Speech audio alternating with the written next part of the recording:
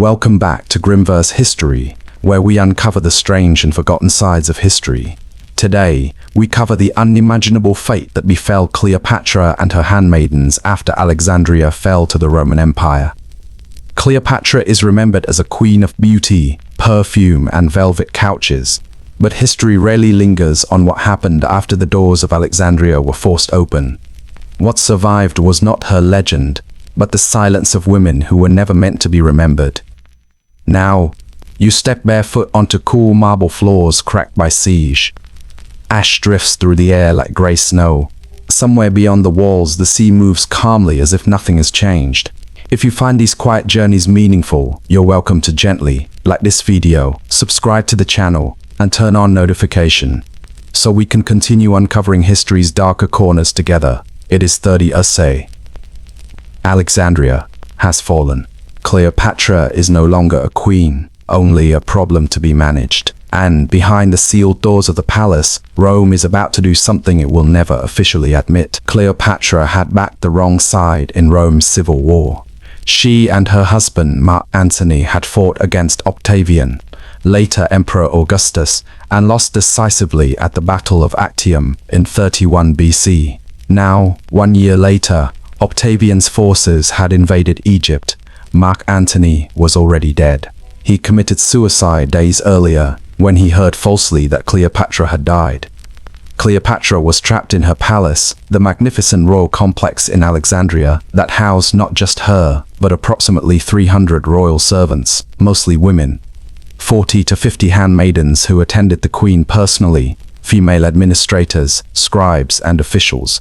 Cleopatra had 4 children, 3 still alive enslaved women who worked in the palace. Octavian's army, approximately 50,000 Roman legionaries, was breaking through Alexandria's defenses. The city was falling. Cleopatra knew what was coming. She'd studied history. She knew what Romans did to conquered queens. Queen Boudica of Britain wrecked and paraded through Rome. Queen Zenobia of Palmyra, chained in golden shackles, displayed in triumph. Countless unnamed queens enslaved, given to soldiers or executed. But Cleopatra had one advantage. She had poisoned the death scene. Cleopatra, dressed in her royal robes, placed her golden crown upon her head and lay upon her golden couch.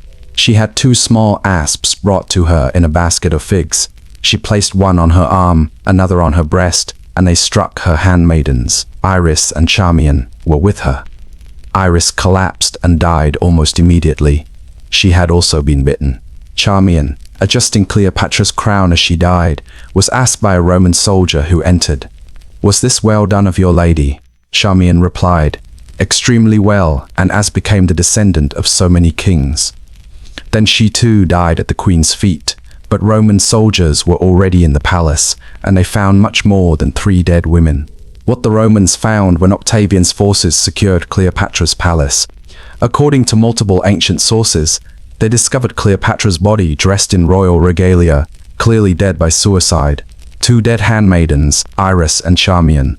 Approximately 30 to 40 living handmaidens hiding in other rooms, waiting with poison that hadn't arrived in time. 200 plus female servants scattered throughout the massive palace complex. Cleopatra's daughter, Cleopatra Selene, aged 10, royal treasury, tons of gold, jewels and wealth. The 3 dead women got dignified burials. Cleopatra was buried with Mark Antony as she'd requested. But what happened to the living women? That's where history gets dark and deliberately vague. Cassius Dio, writing in the 3rd century act using earlier sources, says only the palace was secured. The women of the household were dealt with according to Roman military custom. That one phrase, according to Roman military custom, is doing a lot of work. So what was Roman military custom when conquering a city? We know from numerous other Roman sources describing other conquests. Roman military law had specific protocols. Roman Conquest Protocol. When a city fell after resistance, Roman law permitted 3 days of unrestricted plunder. During this period, Category 1, the royal family. Male heirs were executed or displayed in triumph, then executed. Female royals were taken to Rome for the triumph parade, then either executed or enslaved. Category 2, nobles and officials. Men were executed or enslaved for hard labor. Women were enslaved and distributed to soldiers or sold. Category 3. Common people. Men were enslaved for labor, military service, or gladiatorial games. Women were enslaved for domestic service or sexual use. Category 4. Royal servants. This special category included former servants of defeated royalty. Highly valued as slaves, they were educated, trained in palace service, often beautiful, selected for palace work, and very valuable in slave markets. Cleopatra's handmaidens and servants fell into Category 4. What happened in the hours after? Roman historian Suetonius, in his biography of Augustus Octavian, provides a clue. When Augustus secured Cleopatra's palace, he was pleased to find the treasury intact. He ordered a complete inventory of all palace assets, including the servants. Including, they were literally inventoried, like furniture, counted, categorized by age and skill, and assigned value. The testimony of Olympos. We have one crucial eyewitness. Olympos, Cleopatra's personal physician, who survived the conquest, wrote an account that was referenced by later historians. The original doesn't survive, but is quoted. According to fragments quoted by Plutarch and Galen, Olympos described what he witnessed. When the Romans entered, they found many of the queen's women attempting to take their own lives. Some had drunk poison, but had not yet died. Others had cut their wrists, but were still conscious. The Roman commander ordered his men to prevent any more deaths. The women were valuable. They could be sold or given as rewards to officers. Those who had poisoned themselves were forced to vomit. Those who had cut themselves were bandaged by military physicians, not out of mercy but because dead slaves have no value. This is from an ancient source. Romans weren't hiding what happened. They were documenting it. The sorting over the next 24 hours, according to Roman military records preserved in fragments, Octavian's staff conducted a systematic sorting of all palace women. Tier 1, royal blood, Cleopatra Selene, Cleopatra's 10-year-old daughter, and her brothers were taken to Rome as prizes. Cleopatra Selene would be displayed in Octavian's triumph parade 3 years later, then married off to an African king. Tier 2, high-ranking handmaidens, approximately 30 women, reserved for Octavian's personal household or gifts to high-ranking Roman officials. These women were educated, spoke multiple languages, trained in Egyptian beauty techniques. Tier 3, skilled servants, approximately 100 women, scribes, musicians, dancers, cooks, etc., marked for sale in Roman slave markets. High prices for exotic Egyptian slaves. Tier 4, common servants, approximately 100 plus women distributed among Roman soldiers as personal slaves. Some given, children. Female children over age 10 were enslaved. Children under 10 were often killed. Romans didn't want to feed useless mouths. This wasn't chaos. This was organized, bureaucratic, systematic exploitation. The handmaiden's fate. The women who had served her most closely. We know the names of several from ancient sources. Iris and Charmian died with Cleopatra. Apollodora, mentioned in papyrus records. Multiple unnamed others. These women weren't just servants, and now they were Roman property, assigned to Octavian's household. According to Roman sources, approximately 12 of Cleopatra's closest handmaidens were taken into Octavian's personal household, not as free women, but as enslaved servants. Roman poet Propertius, writing shortly after these events, mentions that Augustus returned to Rome with Egyptian slaves who once painted the eyes of queens. Now they paint the eyes of Roman wives and tell stories of their former mistress to amuse their new masters. This sounds almost pleasant until you remember these women had no choice, no freedom, no rights. The specific case of Apollodora, we have unusual detail about one of these women from papyrus documents discovered in Egypt. Apollodora was one of Cleopatra's favored handmaidens, mentioned in several ancient texts. After Alexandria fell, she was given as a gift to Marcus Vipinius Agrippa, Octavian's closest friend and military commander. A later papyrus letter, discovered in 198, written by Apollodora to a friend back in Egypt, survives. I write to you from Rome, though I wonder if this letter will ever reach you, or if you still live. I was taken when the city fell. They would not let me die with my queen, though I beg now I serve in the household of the Roman general who conquered us. I am called the Egyptian here. They ask me to tell stories about Queen Cleopatra, and I must smile and entertain them while they laugh about her death. At night, I am summoned to the master's chambers. I have no choice. I am his property now. Sometimes I dream I am back in Alexandria, fixing the queen's hair, listening to her read poetry. Then I wake in Rome and remember she is dead, and I must endure this life. If you receive this letter, know that I survived, but wish I had not. This letter is real. It exists in the British Museum. This is direct testimony from one of Cleopatra's actual handmaidens, sold in slave markets. The handmaidens not kept by Octavian's household were sold in Roman slave markets, and we have records of their sale prices from Roman documents. An Egyptian woman who had served as a royal handmaiden could sell for 3,000 to 5,000 denarii, equivalent to about 3 to 5 years' wages for a Roman soldier, or approximately $150,000 to $250,000 in modern terms. Why so expensive? Because wealthy Roman women wanted Egyptian slaves specifically. Egyptian beauty techniques, makeup, hairstyles, and fashion were highly desired in Rome. A woman who had personally served Cleopatra, the most famous beauty in the world, was the ultimate status symbol. But these women weren't just cosmetic servants. They were also sexually exploited by their new masters. Roman law gave slave owners absolute rights over their slaves' bodies. The military rewards, lower-ranking handmaidens and servants were given to Roman soldiers as rewards for military service. Roman military records describe the distribution of Egyptian captives among the legions. Each century, a unit of 80 soldiers received a portion of captured women to be divided among the men. We know from Roman soldiers' letters that these women were used as camp followers, forced to travel with military units, sexual slaves available to any soldier in the unit, domestic servants, cooking, cleaning, washing, and eventually sold when the unit returned to Rome. Some soldiers kept individual women as personal slaves, others shared women communally. The children I mentioned earlier, Cleopatra's daughter, Cleopatra Selene, survived and was taken to Rome. Her story shows both the best-case scenario for royal women and how even that was horrifying. Cleopatra Selene was 10 years old when her mother died. She and her twin brother, Alexander Helios, were taken to Rome as prizes. For 3 years, they were held in the household of Octavian's sister, Octavia, who was Mark Antony's ex-wife.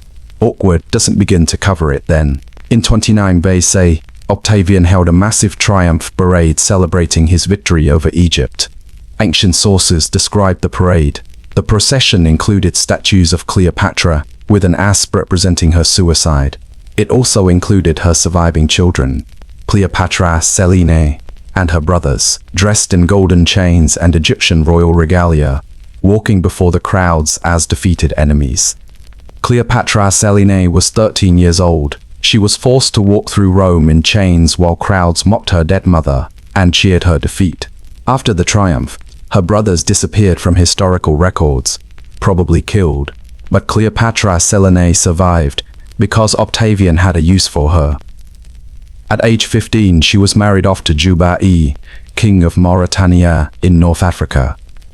This sounds better than slavery, but understand, she had no choice. She was sent thousands of miles from everything she knew to marry a stranger as a political pawn. She lived another 30 years, bore children, and became queen of Mauritania, but she never returned to Egypt. She never had freedom. She was traded from one master to another her entire life, and she was the lucky one. She was royal. She had value beyond sexual slavery. The other children of Cleopatra's court, the daughters of handmaidens, the female children of servants, faced different fates. Children in Roman slavery. Roman law regarding child slaves was brutally simple. Children under 10 usually killed if they had no immediate value. Feeding children who couldn't work was seen as wasteful. Children 10 to 14 enslaved for domestic service or training for specialized work. Girls reaching puberty sexually exploited. We have evidence this happened to Egyptian children after Alexandria's fall from Roman slave market records, showing Egyptian girls, ages 10 to 15, being sold in the months following the conquest. These were the daughters of Cleopatra's servants, born in the palace, raised in luxury, now sold in Roman slave markets. The broader impact. But the suffering didn't end with just the palace women. The conquest of Alexandria affected thousands of Egyptian women throughout the city. The city-wide slavery when Alexandria fell, Romans didn't just take the palace, they took the entire city, and Roman records show massive enslaving of the population. Approximately 50,000 people were enslaved from Alexandria. About 30,000 were women and children. Most were shipped to Rome or sold throughout the Mediterranean. We know this from Roman census records and slave market documentation that survived the Egyptian diaspora. For decades after Cleopatra's death, Egyptian slaves were everywhere in the Roman world. They became a category in slave markets, prized for their education, beauty, and exotic origin. But behind every one of those Egyptian slave listings in Roman documents was a woman who had lived in Alexandria, who had a family, who had a life until Rome conquered Egypt. The cultural trauma. Egyptian sources from the years following the conquest express collective trauma. A papyrus letter from an Egyptian woman dated to 28 BCE says, "You asked about your sister. I am sorry to tell you she was taken when the Romans came. We do not know where she is. Many women were taken. We hear some were sent to Rome. We hear others were sold to merchants. We pray to the gods she is alive, but we fear we will never see her again." This letter, written 3 years after the conquest, shows the lasting impact. Families shattered, women disappeared, an entire society traumatized. Why history forgets. So why don't we know about this? Why do history books and Hollywood movies focus on Cleopatra's romantic suicide and ignore what happened to everyone else? Reason 1. Roman sources minimized it. Roman historians writing about the conquest had no incentive to document the suffering they caused. They were writing for Roman audiences who wanted to hear about military glory, not about mass enslavement and sexual violence. When they mention what happened to conquered women at all, they use euphemisms distributed among the soldiers, dealt with according to custom, made captive, enslaved for service. These phrases hide specific horrors. Reason 2. Egyptian sources were destroyed. After Rome conquered Egypt, Egyptian records were suppressed or destroyed. The Library of Alexandria, which might have contained Egyptian accounts of the conquest, burned down decades later. We lost the Egyptian perspective almost entirely. Reason 3. Hollywood romanticizes every major Cleopatra movie. 1917, 1934, 1963, 1999 focuses on her love affairs with Caesar and Antony and ends with her noble suicide. None show what happened after because showing mass enslavement and sexual violence doesn't fit the romantic epic narrative. Elizabeth Taylor dies beautifully. Credits roll. The end. The hundreds of women who died or were enslaved after her not mentioned. Reason 4. We don't want to know. The truth is uncomfortable. It's easier to remember ancient Rome as noble conquerors, not as an empire built on slavery and sexual exploitation. It's easier to remember Cleopatra as a romantic figure than to think about what happened to her servants. It's easier to not think about it at all. The echoes of ancient Alexandria fade, and the sound of distant footsteps grow softer. The grand palace, once filled with life and luxury, now lies silent and broken. In the stillness of the night, Cleopatra's legacy lingers, and the fate of her handmaidens is sealed in the darkness. The loss is profound, but the courage and resilience of those women endure, even if history tries to forget. Let the quiet of the past wrap around you. If you found solace in these forgotten tales, don't forget to like, share, and subscribe. Goodbye, and we will meet again.